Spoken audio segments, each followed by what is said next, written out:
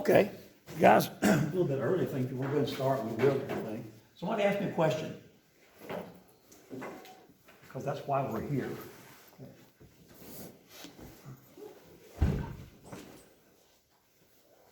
Yeah, Austin. What do we need to know about Washington's attributes as a military leader? The main thing to know about Washington is he kept his army in the field. Okay, Washington didn't win that many battles, okay, but he knew when to retreat and knew when to save his army. And guys, that's a really important thing, because if you look at the context of the whole war, the context is important here. When you strip everything away about that you already know about it, okay, and you look at the data, okay, the American army cannot win this war. There's no way the Americans can win, okay, but then yet in the long run they do win. So you have to be able to explain that, okay. And one reason to explain it is the fact that Washington did not suffer because he lost all these battles. He would fight a battle, he would realize he was losing, and then he would retreat. As long as he kept an army in the field, the British couldn't claim victory, okay? That was something radical. He was shamed for years and years and years, even in America, about that. Because at the time, you took your army onto the field of battle and you fought to the death. Okay, that's what you did. If you turned your back and went the other way, you were a coward. And that was the prevailing attitude amongst the world militaries, okay? Washington violated that, okay? He went out there and he fought, but the minute rolled around when he was losing, he would withdraw his army and fight another day, okay?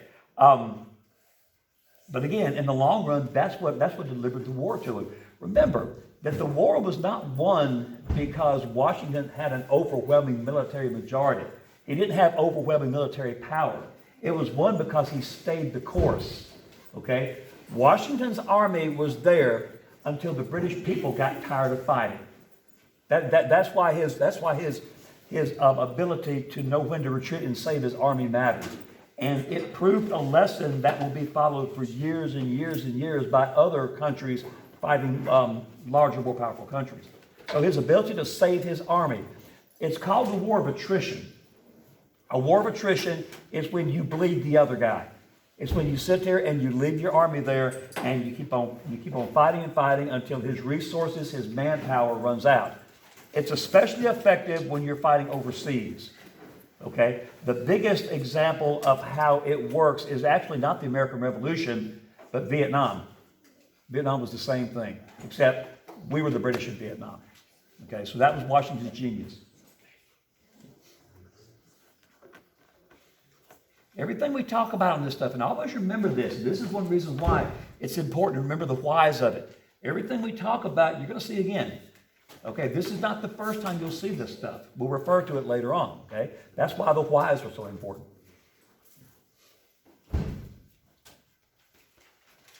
Guys, I'm sorry about this. I didn't do this. I don't know if they had like a bullfight in here or what. Maybe they had a teacher throw down. If they didn't, I wasn't invited to it. Because I would have took pictures.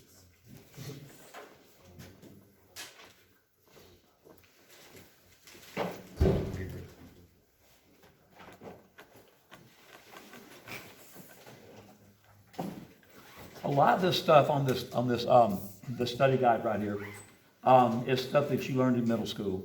Okay, that part of the test is designed to be a refresher. Okay, when we get back from the break and everything, I'm going to need you guys to be updated on things like the Articles of Confederation and the Constitution and things like this.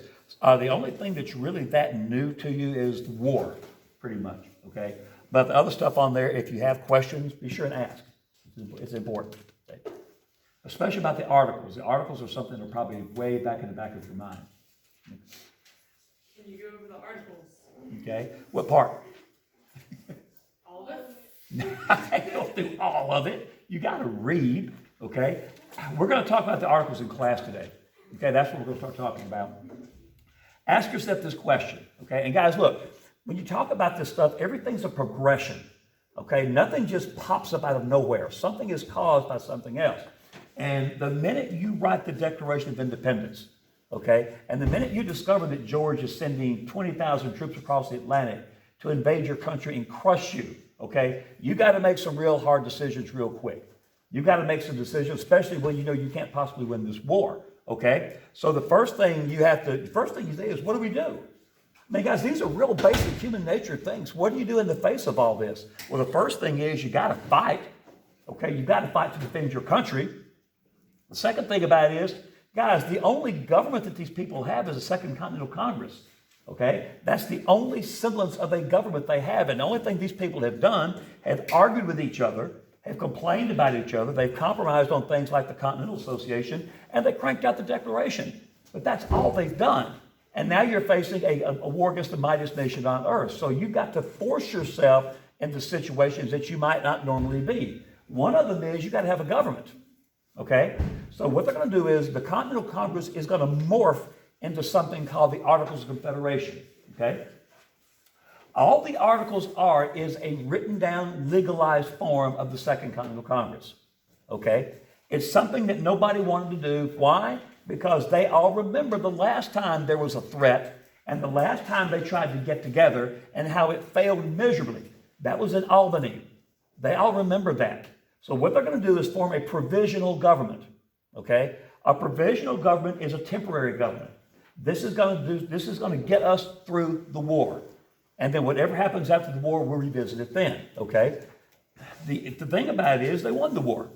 So when they won the war, they had to come up with a new government. And they looked at the Articles and said, you know, it won the war for us, so if it ain't broke, don't fix it. So they kept the Articles, okay? So the Articles will be America's first Constitution. It's an outgrowth of the Second Continental Congress.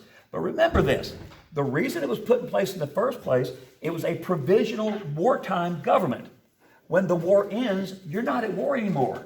And you don't need a wartime government, okay? That's the biggest problem with the Articles. It wasn't designed to fit a peacetime country. And they tried to make it fit. And it failed miserably. It's one of the greatest failures in American history. Okay? Everybody good so far. Okay? As far as the specifics of it, we're going to talk about that in class today. Okay? But just remember why the Articles were put in place. Simply speaking, they didn't have any choice. Okay? The colonies at this point are doing a lot of things because they have no choice. A lot of things that fly in the face of common sense and convention, like Franklin signing that treaty with the French, okay? But they were forced into this situation. They had no choice to do anything else, okay? And the Articles is just like that. When they're faced with the Articles, the big question is going to be, okay, this war is over. Are we one country or are we 13 countries? Okay? You got to think about that because that's a major, major issue. If you look at the colonies the way they were after salutary neglect, they all believed they were 13 separate countries, sovereign nations that had governing autonomy. They all believed that. When the war's over with, a lot of them want to go right back to that, okay? And that's going to be a problem, all right? And that's where we're going to leave that because we're going to talk about the rest of it today, okay? So again, just understand what the Articles are, okay? Is there anything specific of them that you want to know about? Yorktown? What now? Yorktown? I'm sorry, I didn't hear you. Yorktown? Yorktown is, of course, it's the final battle of the war, okay? What's important about Yorktown is it wasn't supposed to happen because Cornwallis and the British Army was supposed to be able to be supplied and reinforced by the British Navy, okay? So the reason why Yorktown was the final battle of the war is because the French Navy defeated the British Navy at the Battle of the Virginia Capes, okay? France doesn't win that naval battle. Yorktown's not the final battle of the war, and the war doesn't end, okay? So the reason Yorktown became the final battle is once the British Navy is defeated, Cornwallis is trapped. He can't leave, okay? And even at that, Cornwallis is perfectly willing to sit there and die at Yorktown. That's what British officers do. They sit there and they die for king and country, okay? He's perfectly willing to do that because he'll die with honor, okay? When he finds out about the political evil in Britain, and this is important, the political upheaval in Britain, when you've got gangs roaming the streets calling to overthrow the king and things like this, when he hears about that, his mindset is, I don't mind dying for king and country, but not like this. I'm not going to die for a country that's in political disarray, okay? So he surrenders when he hears about the political upheaval, okay? What's important about Yorktown, about the war and everything, remember, the Americans did not win this final battle because they had overwhelming military superiority, okay? They didn't have more power. What they did have was an ally in the British people. And the British people were an unconscious ally. They didn't protest because they wanted to help the Americans. They protested because their economy was going down the tubes. They're still paying way too many taxes to support a war that's producing nothing but dead bodies. Okay? So the British people brought that war to an end. Okay? The Americans were the beneficiary of it. Okay? Keep this in mind. If you are the British government, King George, who was highly pissed about the whole thing, okay? Because the British people forced you to end the war, are you going to consider America's victory legitimate? Did they beat you? Okay, remember that, okay? Because the British will never recognize the colonies as being legitimate. In fact, they'll come back across the ocean one more time to take them back, okay? So the fact that the British people forced a political end to that war and not a military end, okay, is going to cause the British to try to regain her colonies. We're going to talk about that after we get back from the break. Okay. From the British point of view, the Battle of Yorktown is halftime. Okay, the second half will start a little bit later.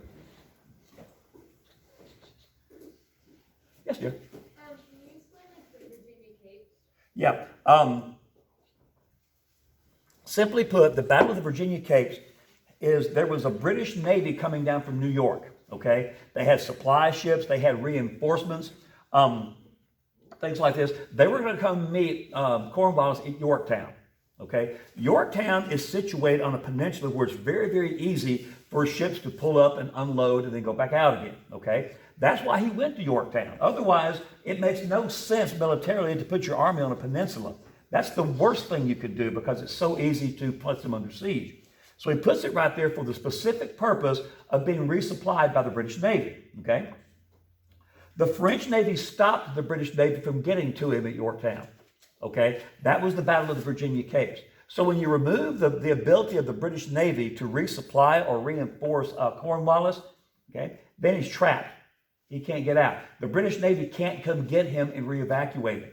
He's trapped on Yorktown. He's surrounded by French and Americans, and the French fleet will surround him on the James River right there. So he's trapped. The only thing he can do is sit there, and he can either die because of starvation, he can die because of disease, or he can die trying to break out of where he's at. And he's perfectly willing to do that, okay, until he hears about the political upheaval in London. And then he decides, I'm not going to ask my men to risk their lives for a government that is in turmoil like this. So that's why he surrenders his army.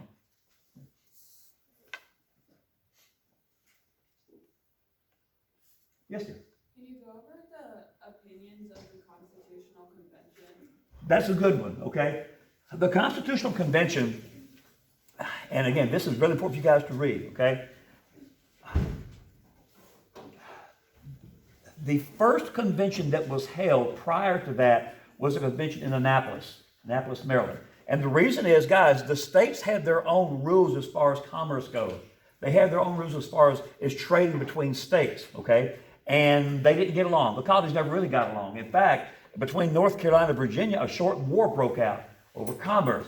So some of these merchants that are losing money because they can't ship their stuff from state to state, they call a convention at Annapolis. And they're going to try to, okay, let's sit here and get some rules up about how we can all trade with each other. Well, the problem is nobody shows up. You got like 3 colonies show up, okay? The colonies that did show up were pissed about this, okay? But there's one guy that showed up who saw it as a blessing in disguise. And this is Alexander Hamilton, okay? Hamilton says, okay, here's the deal. We only have 3 colonies show up here at, 3 states show up here at Annapolis, but let's call another convention, okay? And let's don't restrict it to just interstate commerce. Let's look at the whole problem we have under the Articles of Confederation, because it ain't working for everybody, okay? And what we're going to tell them is this. We're going to call this convention in Philadelphia, okay? We want you all to come. But if you stay at home like you did this time, sucks to be you, because the decisions we reach are going to affect everybody. So if you want to have a say-so in this new convention, you better show up. And that's the reason everybody came to Philadelphia. Everybody wanted to be sure to have a hand and a say-so in the Constitution or the revision that was made to the Articles, okay? When you get there, And it becomes very, very obvious that there's factionalism going on. Okay? The Articles of Confederation were used to do one thing, and that's to maintain state supremacy, to make sure the state stayed supreme over a central government. Okay? When you get to Philadelphia, there are people there that think that there should be a central government that has more power over the states. What does that mean? That means you're going to have factions. That means you're going to have different opinions about the convention. Okay? The one you're going to read on the test, based on that question, is one from Jefferson. Jefferson's not there. Jefferson is our envoy to France at this time. And he sends a letter to James Madison talking about how he feels about the Constitutional Convention. The opinions of the convention are going to reflect the attitudes of the delegates, obviously, okay? The big question is this: can America survive being 13 countries? That's it. Because, guys, if you're 13 countries, that means that every state has its own foreign affairs. Every state has its own money. Every state has its own everything. And what happens if North Carolina is very, very, very pro-English and Virginia is very, very, very pro-French? And the French and British fight all the time. The next thing you know, that war will trickle across the Atlantic, and you've got that war going on in the colonies, which was a very, very real possibility. In fact, you're going to find out in the 1790s, the French actually tried to do that, okay? So the fact that you're 13 countries, okay, sovereign countries, is not going to fit well with the world situation. So the alternative is to have one country, okay, with 13 different parts. Think of it for a second. Is there a model in the world at this time of what goes wrong when you have a bunch of small countries that are closely interlocked together like that? Yeah, it's called Europe. Okay, they had seen what Europe had gone through, and Europe had been at war for 500 years with each other. Okay, that's not something they wanted, especially since in America the great experiment had been Republican government. Nobody wanted America to slip into a monarchy. Okay, and if you're 13 separate countries, one state could go monarchy, the rest of them couldn't, then you've got problems. Okay, so again, they've got to decide, what are we going to be? Are we going to be 13 countries that have supremacy over a central government like the article said, or are we going to be one country, okay, under a new constitution? And everybody had different opinions of that. That's what you're going to read about.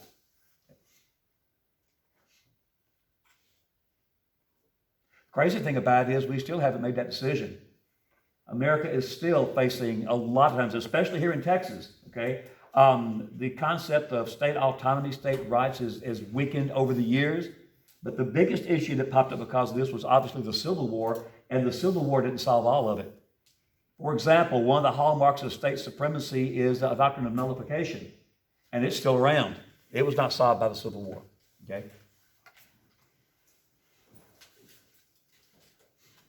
Could you go over fatal flaw versus greatest weakness? That's a good question. That's a good question that has been confusing, okay? The articles pretty much suck for different reasons, okay? When it talks about the fatal flaw, the word fatal tells you a lot, okay? Guys, the greatest weakness of the articles, no doubt about it, it couldn't tax. That's the weakness, okay? It's reflecting the Albany Plan. Remember how the Albany Plan, they wouldn't come together because they couldn't agree on taxation, okay? Well, they're not going to make that plan with the articles. Every state is going to tax its own citizens, and the central articles government can't tax, okay? Guys, when you can't tax, you can't pay for anything. All right, so that's the weakness. The fatal flaw is this, okay? What happens if war comes? What happens for some reason if the British invade again? What happens if you go to war? What happens if two states fight each other like Virginia and North Carolina had done? What can the central government do to protect the states? And the answer is nothing, okay? The central government could not provide security for the states. That's the fatal flaw. And if you can't do that, that means that you can die from within. Okay. So the fatal flaw is the fact that it couldn't enforce its security. It couldn't protect the people. The great weakness is it couldn't tax. Say you have a rebellion break out in one of the colonies, okay? And say the militia, the state militia, is what is causing the rebellion. So the military force you have to put the rebellion down is causing the rebellion. How do you stop it from spreading to other states? That's the problem. You can't. In a regular government, you have to call out the National Army, okay? The problem is, and the Continental Army was still there, okay? But if you can't tax, you can't pay these people, okay? You can't provide them with weapons, with uniforms and things like this, okay? So again, the problem is if you can't tax, you can't pay for the basic necessities. You can't pay for roads. You can't pay for harbors. You can't pay for a mail system. You can't pay for anything, okay? So not being able to tax is going to cripple. It's going to severely cripple these 13 nations, okay? Not having a way to protect them is going to be fatal. It'll almost destroy them, okay? Not being able to protect them is why the Articles were trashed and a new constitution was adopted. That's why it's called the fatal flaw. The fatal flaw was fatal for the Articles.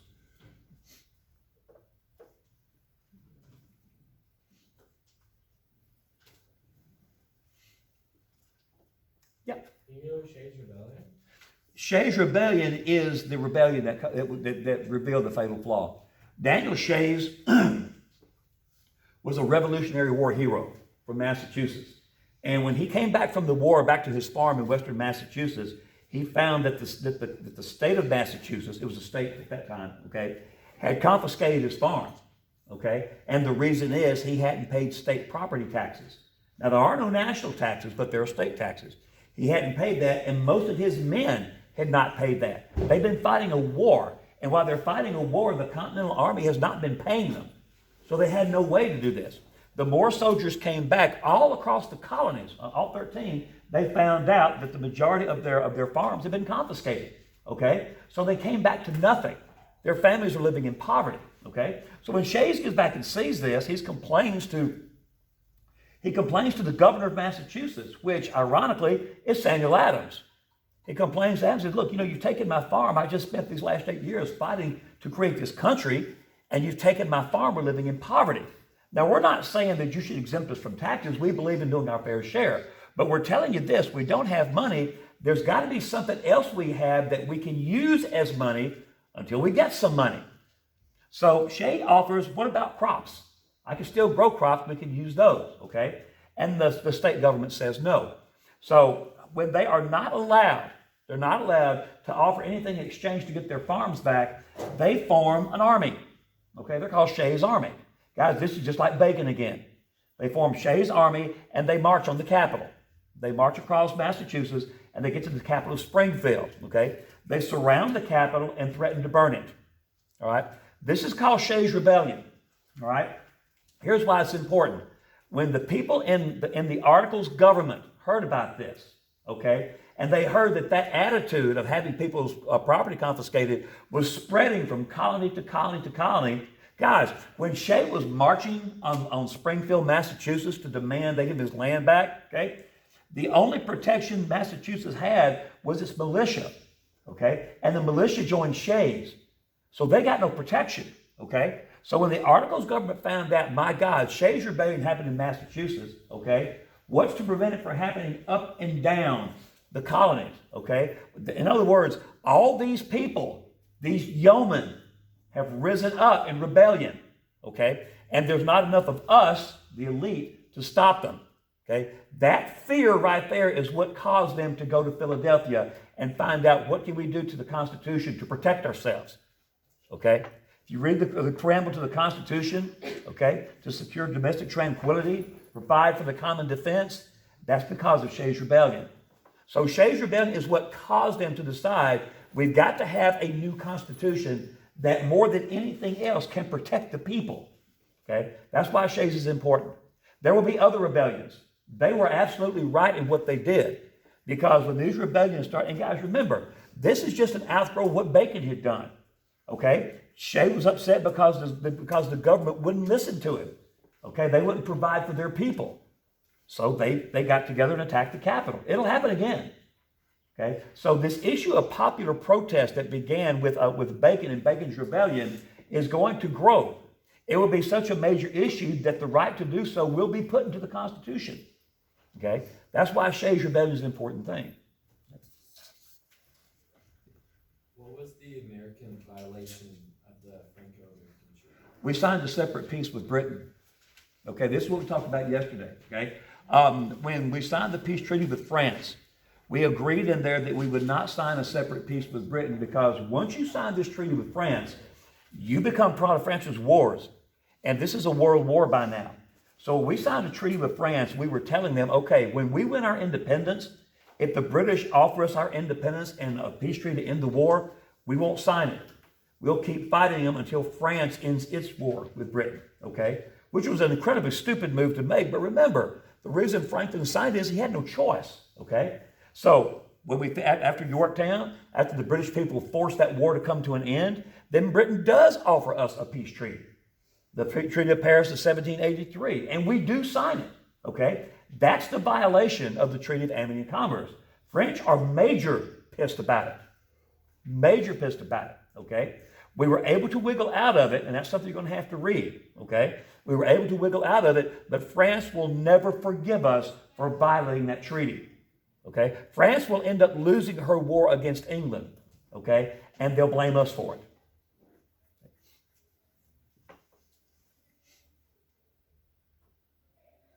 Yes, sir. What do we need to know about the Northwest Ordinance? The Articles of Confederation didn't do much, but it did have one success, and this is important, okay? The success dealt with land, okay? When we won the American Revolution, all the land between the Appalachian Mountains and the Mississippi River that had been that Indian land that was determined by the Proclamation of 1763 was ours now. That's all our land, okay? The biggest issue is because the Articles government can't tax, it has no way of making money.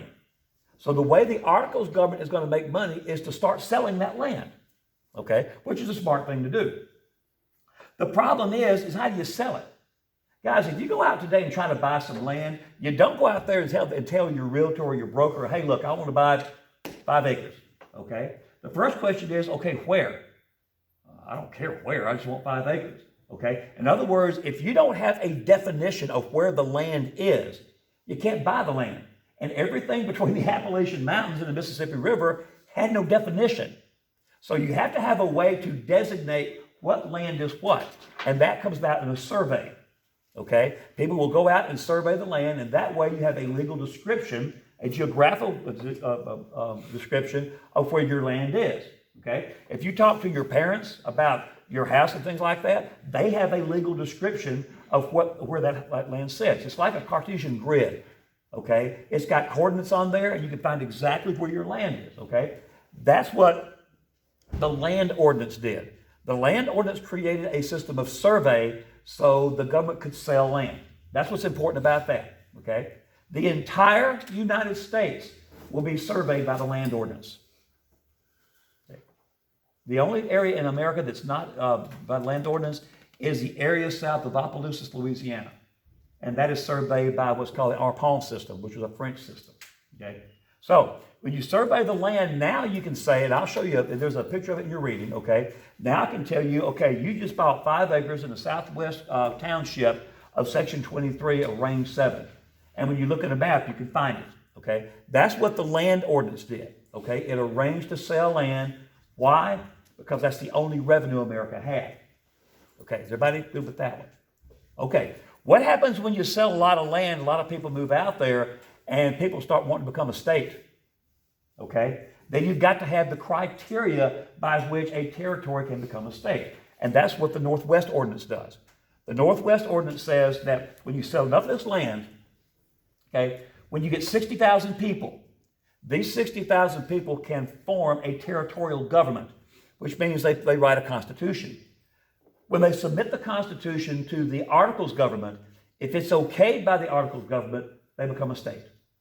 That's it. 60,000 people, constitution, you're in the club. Okay? That's the criteria. One part about it that's really important you're going to hear later. Okay?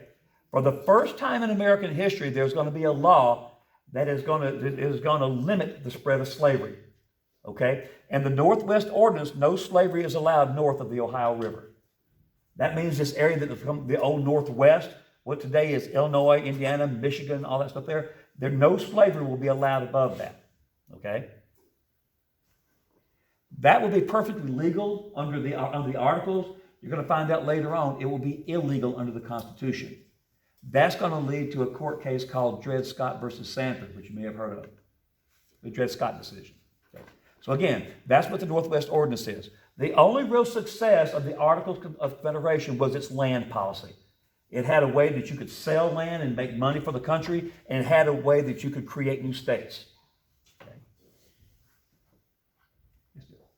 On the study guide, it just says like federalism, and I was wondering what it was referring to. Okay, federalism, the reason that's in there, okay, is because you have this huge controversy. Do we want to have one government that reigns supreme, or do we want to have 13 governments that reign supreme? This controversy was there from the beginning. The controversy never left. It's there today.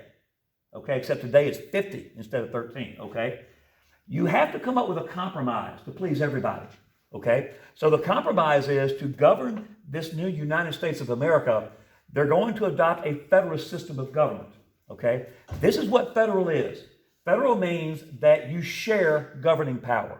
The word share is important here, okay? So that means that this national government will have some governing power over everything, but the states retain the right to governing power, okay? So you're going to share that. That's what federalism is. The reason it's a problem, and guys, this makes perfect sense right here. If you've ever had a brother or sister and you're told to share something, okay, the first question is, okay, why? What are you talking about? If you're going to share governing power, who gets the right to do what? If it's not written down, how do you know what the national government gets to do? And how do you know what the state government gets to do? When it comes to taxation, okay, does the federal government get to tax? And if it does, are those taxes predominant over the state taxes? Okay, there are a lot of important questions here. So if you can't sit here and list out which government does what, you're going to always have conflict. That's why it still bothers us today. We're still having conflict over that, okay? Over the years, the state side has gotten less and less and less. It's gotten weaker and weaker. Texas is probably the leader of the states trying to retain as much sovereign power as it can. You've seen that. You've seen that here in the past month or so. Okay, Abbott passed this controversial abortion bill. Okay, he's going in and taking state measures to work on the border and stuff like that outside the federal government, and the federal government has sued Texas for that. Okay, when you may not have remembered this because you didn't have this in middle school. Have you ever heard of a court case called Brown versus Board? Okay, all right.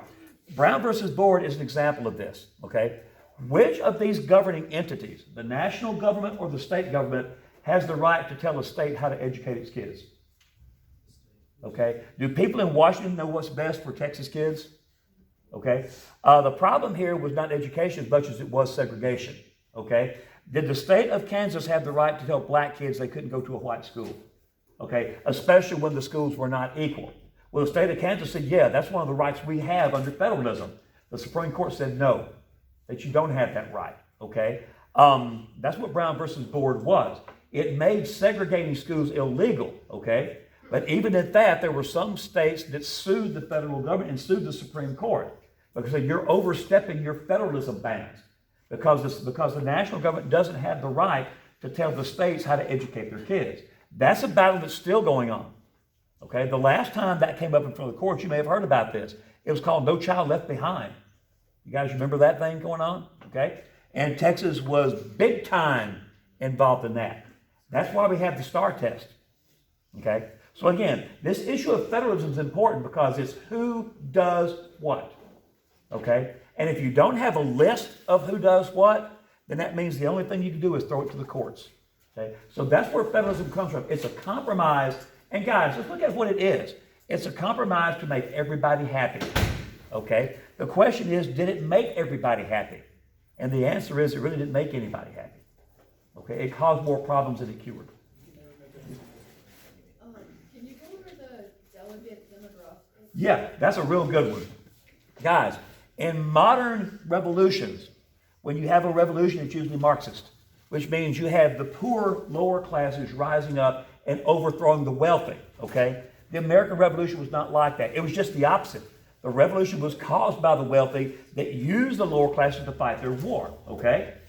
At the Constitutional Convention, the people that went there to draw up this Constitution were not yeomen, okay? They weren't poor. They were young, they were wealthy, most of them were highly educated as lawyers and things of this nature, and that's what the demographic is. The reason why that's important is it's the only one in history like that.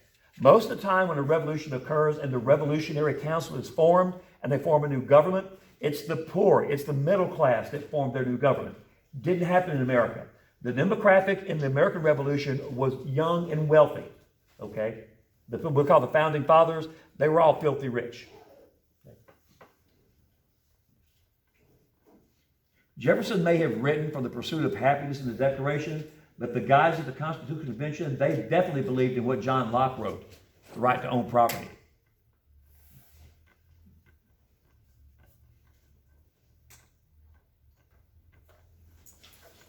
Oh, I'm sorry, Grace. Can you go with like the first point on the slide? Yeah, guys, the first point that says using what you already know, I threw that one out. And the reason is the document that I was going to use on that one, I didn't get it in time. I had to order it from the National Archives, and it didn't come in. Okay, so that one's not going to be on there. It was good, too.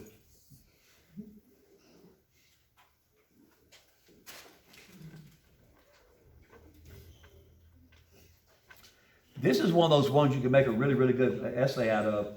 The conventional wisdom has always said that when George declared war on the colonies, when he issued their all in rebellion, okay, that the British people, the British Parliament, were 100% behind it. They wanted to teach those Americans a lesson, okay? That's what's been taught for all these years. The documents prove otherwise. The documents say, number one, that Britain was heavily divided over this war, okay? And that the vote that was held in Parliament to give George what he needed to conduct the war was razor thin. And it followed party lines. In other words, the Tories that supported George all voted for the war, and the Whigs that voted against him all voted against it, okay? That's what that document was, okay? And it's interesting because it disproves, just like the whole business with Beringia was, it disproves what people have been taught for years and years and years. The war was not popular in Britain, okay? The entire time this war went on, people protested that war. And look how the war finally ended. It ended because the British people forced it to come to an end, okay? That's kind of an important detail that people need to know about. Okay? Can you go over slavery and the Constitution? Yeah, guys, in the Constitution, slavery is the 9,000-pound elephant in the room. Everybody knows it's there. Nobody wants to talk about it because it's the one thing you can't really solve. By this time, you do have some states that are making slavery illegal. Vermont, New Hampshire, and Massachusetts have done so. But slavery is still a powerful labor force throughout the country, and in the South especially, it's the basis for their economy. And you're talking about a brand new country that needs all the economy it can get. So nobody wants to touch slavery because of the economic repercussions of it, okay? On the other hand, a lot of people felt like if you fight the American Revolution for the precept that all men are created equal, then how hypocritical are you being to form a country where you hold human beings in bondage, okay? This is a major thing going on here. You have got to do something about the slavery issue in the Constitution. It's the law of the land. If you don't sit here and protect slavery in the Constitution, the southern states will never ratify it. Just like in the Declaration, they'll walk out. They'll form their own country. They had already talked about something called the Confederacy, even in 1783, okay? So you got to compromise slavery, all right? There are three slavery compromises in the Constitution. The one you're probably the most familiar with is the Three-Fifths Compromise, okay? The next one is the Slave Trade Compromise. Most people didn't have a problem with slavery per se as much as they did in the trafficking of slaves. In other words, the selling of human beings. So the biggest issue there was the slave trade. The slave trade compromise said that if you are a slave owner, okay, or a slave state, you've got 20 years to build a slave population, okay? In 1808, it's going to be illegal. And they're talking about the Atlantic slave trade. That means if you want to continue, okay, using slavery, you had better have a big enough population by 1808 where it can self-replicate itself, which means the offsprings of slaves will be the future slaves. That's what the slave trade compromise is. The Fugitive Slave Act or compromise says that if a slave runs away from a master, that the master has the right to go in and bring it back. This is the first time that a law has designated slaves as chattel. Okay? And it doesn't come out and say it. It implies it. Chattel means property. That means that you have bought and paid for something, okay? The Three-Fifths Compromise, just remember this. You're going to read about this. The Three-Fifths Compromise is about representation. That's a big deal, okay? When you start counting population for representation, the North is always more populous than the South. So the South cannot go into the House of Representatives on an even footing. To try to level the playing field, they demand that their slave population be counted for the purposes of representation. Well, the North says no, okay? The South wanted each slave counted for population. The North wanted no slaves counted for population. So then they got to work on the compromise, and they finally worked out, okay, this is what we'll do. That we will have a ratio of how many slaves you can count for representation. 3 out of every 5 slaves will count as population, which will count towards the number of representatives you have. That's why it's called the Three-Fifths Compromise, okay? So just remember, guys, the Three-Fifths Compromise is not about slavery as an institution. It's not about whether it's right or wrong. It's about representation. It's about counting slaves to represent you in Congress, okay? The reason that's important is up until this point, slavery had always been an economic issue. It's a labor system, okay? That's all it was. But with the Three-Fifths Compromise, it becomes political, okay? So you're putting one more dimension on something. The most obvious problem with slavery hasn't really been mentioned yet, and that's the moral aspects of it. It'll take the abolitionists in the 19th century to do that, okay? But once the Three-Fifths Compromise comes in, you're taking slaves and making them a political issue, okay? That's the only way they can get the southern states to agree to ratify the Constitution.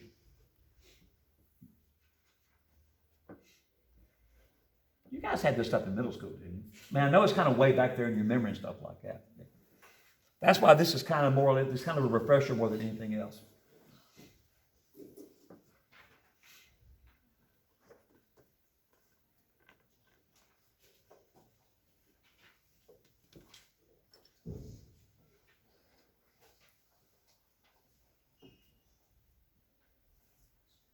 Thank you. Hey, sweetie. The Electoral College? Alexander Hamilton was very aware of the pyramid, okay? And he was very aware of something that he called the tyranny of the majority. In other words, if you sit here and let the popular vote decide your president, yeomen will always elect a president, okay? And even with property requirements keeping that number down, they're still the overwhelming majority. So how do you sit here and keep, he referred to these people as the mob. How do you keep the mob from controlling your government? Okay? And he said, this is what we're going to do. We're not going to allow a popular vote for president because we always know how that will go. What we're going to do is we're going to look at the House, we're going to look at the Congress, and however many congressmen each state has, senators and representatives, that's how many electors each state will be given. Okay? And then the electors will vote for president. All right? The main reason he did that was to keep the mob from electing a president. The second way is, guys, this is 1789, okay? It would take months, maybe even years, to count all the votes for president in a popular election. So to streamline it and make it effective, they took it down to a smaller number, okay? That's why the Three-Fifths Compromise is important. The more slaves you have, the more you count for representatives. The more representatives you have, the more electors you have. And that's who elects. So the Three-Fifths Compromise is going to reverberate. It's going to have a major effect. Remember this. The Civil War was not fought over the institution of slavery. It was fought over the spread of slavery. And if the southern states spread slavery to new territories, more slaves, more representatives, more electoral votes. It's all about power, okay? Always remember that because that's a huge misconception. Guys, the war was not fought over slavery. Lincoln even told the southern states, I will sign an amendment that will legalize slavery. I'll show you this when we get there, okay? It was about spreading slavery because when you spread slavery, you empower the Three-Fifths Compromise to give the South more political power. That's what the whole thing was about, okay?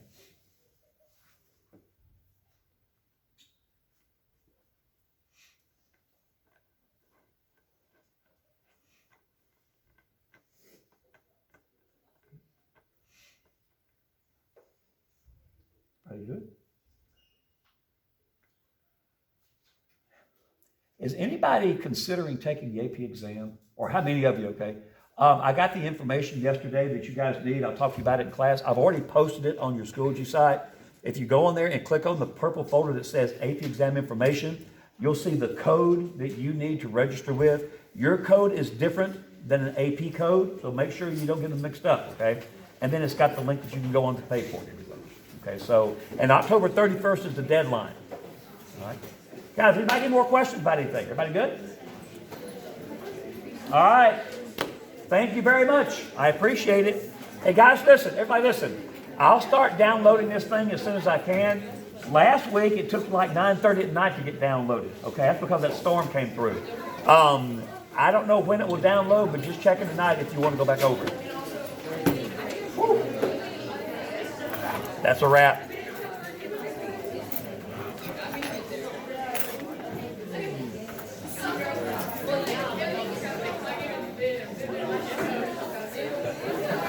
It'll be a long day.